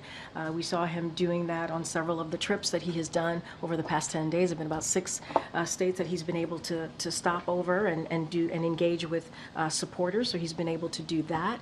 And there's a long list. I'm trying to spare you the list here, but there is a long list. Senator Chris Coons, Senator John Fetterman, Senator 𝕷𝖊𝖙 𝖘, Senator Chuck Schumer, Senator Bernie Sanders, Senator 𝕷𝖊𝖙 𝖃. It goes on and on. Representative Clyburn, Al Green, Horsford, as I mentioned already. There has been a long list of, we believe, incredibly supportive congressional members who have continued. That have been provided to us from the campaign too, but I'm wondering if the president has spoken directly with Leader Schumer and Minority Leader Jeffries in the last 24 hours. That's not what they said. I hear you. We shared that just last week, that the president spoke to the leadership, obviously on the Democratic side. Has he spoken to them since yesterday? I don't have anything to read. I don't get it. If he's supposed to be the president of the United States, he's supposed to unify. How come he only speaks to the Democratic senators? Shouldn't he be speaking with all of them? I mean, that would make sense. But, you know, it's the United States of America, and in politics, nothing makes sense unless you are part of the system. If you're not part of the system, your voice doesn't matter. Joe Biden already said he doesn't care what the voters think is right, what they want. He does what he needs, thinks you need. As far as what we've shared with you last week, but the president has been in regular touch. And those conversations went very, very well. I think he mentioned, in particular, Leader Jeffries, that went almost for an hour. The president said that himself. He said how much they had a very, very good conversation. The president saw Congresswoman Dean, as I mentioned. He saw both senators of Pennsylvania as well yesterday, traveled across the state and had really two in an aircraft. big events. With supporters, with Americans who got. It's real easy to say he was traveling across the straight state when he's not fucking driving. It's in an aircraft. Come on. And I think that's important. Again, Michael. Were all three of President Biden's neurological exams that you've confirmed, were they all conducted at Walter Reed? Look, I don't have anything to state as to location. What I can say for sure that he has seen a neurologist 3 times as it relates to the exam that he takes every year. And I just don't have a location to speak to. Well, let me just try a different way. I mean, has any neurologist? And you also know that the president does go to Walter Reed to do Why? To do his physical exams. Why is the unit at the White House? I thought they could do it at the White House. So they do go to Walter Reed, or he does go to Walter Reed. Like I said. Yeah. Anyone in particular, regardless of the identity, name of that person, has any neurologist came to the White House to visit President Biden? What I can tell you during those exams that we have been able to do every year for the past 3 years, and there's a comprehensive exams that we share, a comprehensive report that we share with all of you. He has seen a neurologist. And that's why I'm trying to clarify. It seems like those were taken at Walter Reed, and so it's an important distinction. You all know that he does indeed go to Walter Reed as part of his physical exam. That is no secret. What did I say? That is something that he does, and I also confirmed that he sees a neurologist every time that he's done these exams. I don't have anything beyond that. Green. I know. Go ahead, April. Corrine, as everyone's talking about neurological issues, this is different but kind of on that same page. The president. I mean, I was like that from day one, JFK. Still am. Because I refused to go get an epidural from the VA. Even though I know it'll help alleviate the pain. But the thing I don't like about epidurals and steroids and shit like that, what they're doing is if they put it in there and the pain goes away, but it comes back, that means you need surgery. Just has to mimic what surgery would do. Okay, and there are complications from aneurysms to include impaired short-term memory, inability to concentrate, as well as speech difficulties. Have any neurologists worked with him or just trying to observe him as he is a person who has suffered from 2 aneurysms that could have been fatal? Look, April, in the comprehensive reporting that we share with all of you on a yearly basis, Right. the And that's what it's neurological supposed to exam. do. If it worked, how did they explain this to me? If the steroid shot works, but it comes back again, that means you need surgery. Because they did the steroid shit in my shoulder. I went and did a Spartan race and came back that next Monday, and my shoulder was fucking still hurting. Maybe it's because of, you know what? Have been Forget I detailed, just said that. extremely detailed. It is directly from the doctor. They talk about the specifics of that neurological exam. And so I would refer you to the 6-page comprehensive memo, and that's what I would refer you to. But that is something that we know about, that he had 2 aneurysms. Yeah. And that is part, all of those complications are part of a neurological exam. Have they tested for that at all? Do you know? Look at me out and tired. You're so cute. Look at your The face. exams have been detailed. They have been face. extensive, and that's what I can share with you. I would refer you to the document, to the report. Question. Sure. We're just days away from the Republican convention. How do you, Biden's 80. as this White House who stands behind this president, how do you work to do an image change to revamp him, to make him shinier and brighter, if you will? So I'm not going to speak to the Republican convention. That's something that I'm not going to Look do. at But I that, am Mom. going to. Do we need to show my DMs with Hold on you? a second. Hold on. Give me a second. I'm just kidding. We don't. Look, in the past We don't 10 talk days, the outside of president has YouTube. gone to 6 states. He has. He's gone to North Carolina, New Jersey, New York, Georgia, Pennsylvania. I know that's a Commonwealth, but he's been to 6. And in that time, he has engaged directly with the American public. And you've seen the enthusiasm, you've seen the energy. He's been able to talk to them directly and talk about his goals for the future. Talk about what he's done in the past 3.5 years. They have heard specifically from him on This even motherfucker's watching his South health, Park. even the debate. And I think that's important too. So, and you just heard me lay out the next 2 weeks. So the president's going to continue to go out there. He's going to continue to be present in the communities. He's going to continue to hear directly from the American people. And that's the best way to do this. That's the best way to get out there. That's the best way to make sure that you have your finger on the pulse and that the American people get to see you for themselves.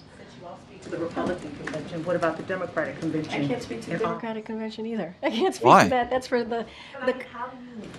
No, but you're asking me to speak to 2 things that I can't speak to from here. That is something that the Why can't you campaign and the speak on the convention can DNC? speak to. Very, very.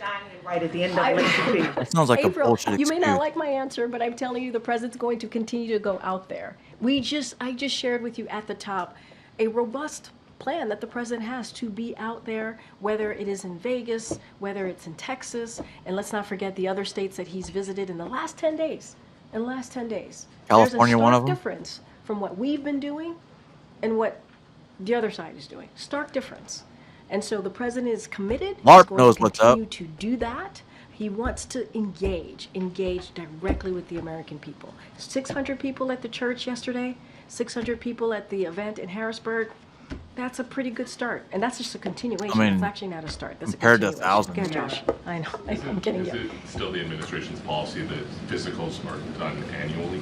Yes, that is just That's like DOD. every other president has done before this president. That's We're going to DOD. continue to uphold that. So it would be fair to us to assume that as of now, his next expected physical would be next year.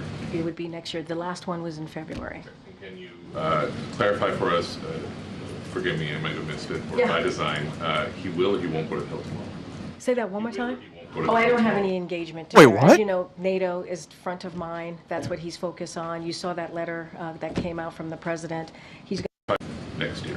It would be next year. The last one was in February. And can you clarify for us, forgive me, I might have missed it, or Yeah. by design, he will or he won't go to Hill tomorrow?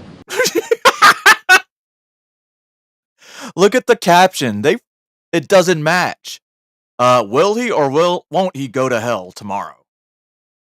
Say that one more time. He won't Oh, I don't have any engagement to share. As you know, NATO is front of mind. That's what he's focused on. You saw that letter that came out from the president. He's going to be focusing on the more than 30 world leaders that are coming here for 75th anniversary of NATO, continuing to show the strength of our alliance. I think it is something that the president's very much looking forward to. And you'll certainly hear from the president on Thursday when he gives his press conference, his big boy press conference, as your colleague Justin has stated many times. Yeah. We shouldn't expect then some sort of big outreach push to Democratic members. I mean, look, I just shared that he has done dozens of calls. Talking to you. Not just calls, but also face-to-face, as he did in Pennsylvania. His team, She's thinking of campaign side, they're going to do their thing. We're going to do our thing on our side, and he, respects tremendously Congress, and so he's in regular contact with them, and that's what you're going to continue. I sure hope so. All right, thanks everybody. Thanks everyone. Well, ladies and gentlemen, that is our press secretary for the current Biden administration. I don't know why everybody says she's so dumb. She literally had an answer for every question they asked her, whether or not it was a real answer. But hey, Jill said, "Hey, Joe, congratulations. You answered all the questions." And what did Trump do? Lie! It's real. That's a real clip. That's real. Oh, man. So, the Democratic National Convention is supposed to be in Chicago this summer. Crime is ridiculous. 109 shootings in a 4-day span, which is typical for a holiday weekend in Chicago. But how do you expect to protect what's going to be most likely a bunch of Democratic voters, a bunch of politicians, a bunch of, what are those fucking people the people that give them money to push shit through, like Big Pharma. They banned it already? Good luck with that. All they got to do is go outside their little... Wait! That's like not Chicago. San Francisco cleaning up that one street for fucking Xi Jinping. Or General Xi. No, it was the president of China. That's not going to work. I don't think it's going to work because the protesting is probably going to be the pro-Palestinian, anti-Jew people. And I see it that way. Good luck trying to control them because, well, they don't have a job and they're going to be there all fucking week. But that's our system for you today. Our president goes on live TV, has no idea what the fuck he's saying. And then you have the press secretary going up, continuing to lie for him in the administration. But we'll never know the truth. You're not supposed to. Because if you knew the truth about, our politicians, someone would be in jail. And someone would not be in office. But we're complacent in this country. That's the word I was looking for. Whenever you're in downrange, deployed, and you're in country for so long, it's get so monotonous. It gets complacent. You're like, no one's gonna fuck with us because we pretty much got this shit on lock. And then we get a fucking VBID. You can have all the contingencies and plans in the world, but it just takes one thing you didn't plan for. Chicago, I don't know what to tell you, man. You're never going to get any better. It's been that way for decades. Generational there you go, lobbyist. Thank you, Matt. Generational trauma, I guess. But I'm not telling you how to think. I'm just telling you to think. I showed you basically what the media puts out there for everybody to see. I may have elaborated more on it, but it was off of what they said and what I kind of know. some little knowledge, wisdom.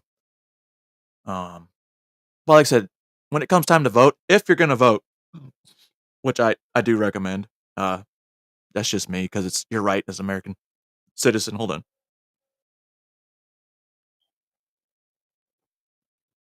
It is your right as an American citizen to choose if you want to vote or not. But at the same time, at least you can say, I put my voice out there.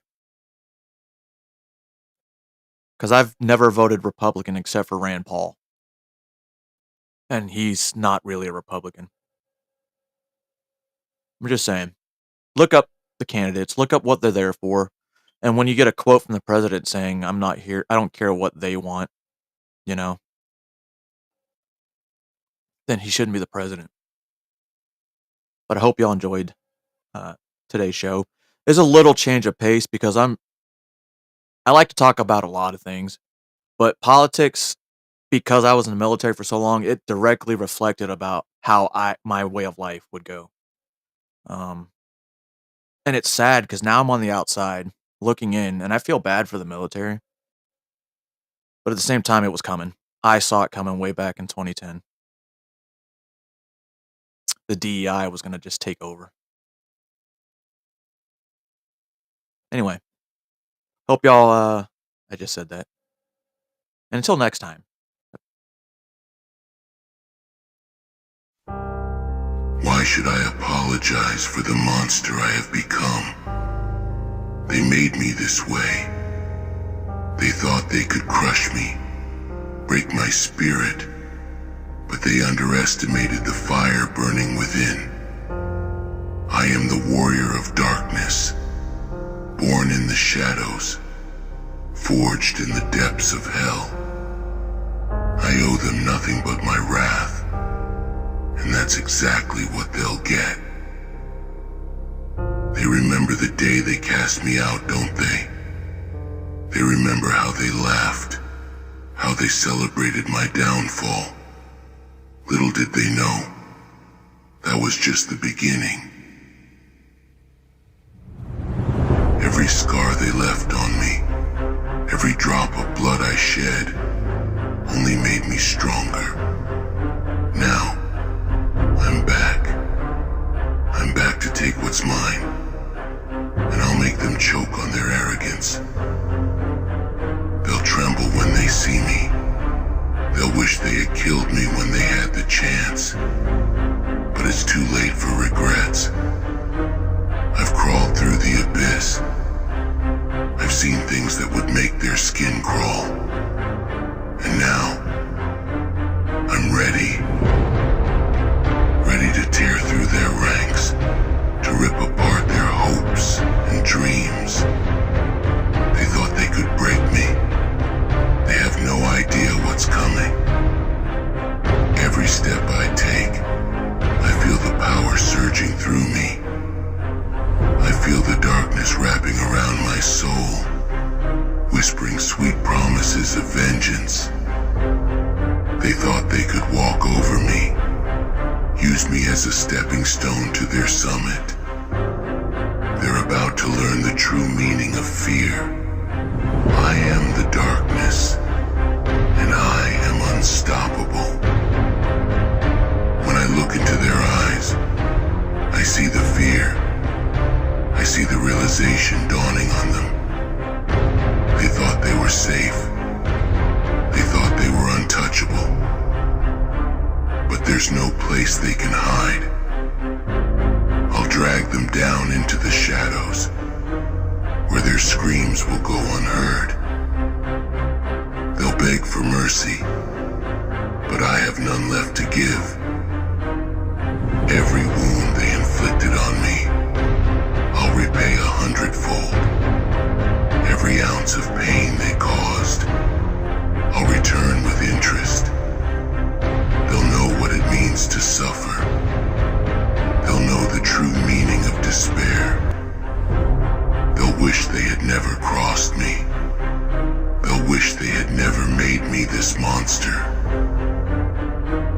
I'll reach their summit, not because they want it, but because I'll make it mine. I'll carve my path through their corpses if I have to. Their dreams of glory will be shattered, their hopes crushed under my heel. They think they can stand in my way. Let them try. Let them face the storm I've become. I've seen their kind before. Arrogant, self-assured, thinking they're invincible. But they all fall the same. They all bleed the same. I'll tear through their defenses. I'll break their spirits. They'll know what true power looks like. And it's nothing like the pathetic delusions they cling to. They wanted a monster. They got one. They wanted to play with fire. They're about to get burned. I am the darkness, and I am their reckoning. They thought they could escape their fate. Fools. There is no escape from me. I am their nightmare. I am their doom. They'll learn the hard way that I am not to be trifled with. They'll learn that the shadows they dismissed so easily are now their greatest threat. I am the warrior of darkness, and I am done playing by their rules. It's my turn now. My turn to hunt. My turn to destroy. They'll never see it coming. One by one, they'll fall. Their pride, their arrogance, will be their downfall. They think they're strong. They think they can resist.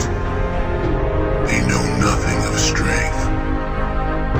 True strength is forged in suffering, in darkness, and I am the strongest of them all. I am the darkness they fear, the monster they created, and I'll make them regret every moment of their existence. They wanted to reach the summit. They'll reach it all right, but it's nothing more than a cautionary tale. A warning to all who dare to challenge the darkness. I am their end. I am their destruction. They'll look back and wonder where they went wrong.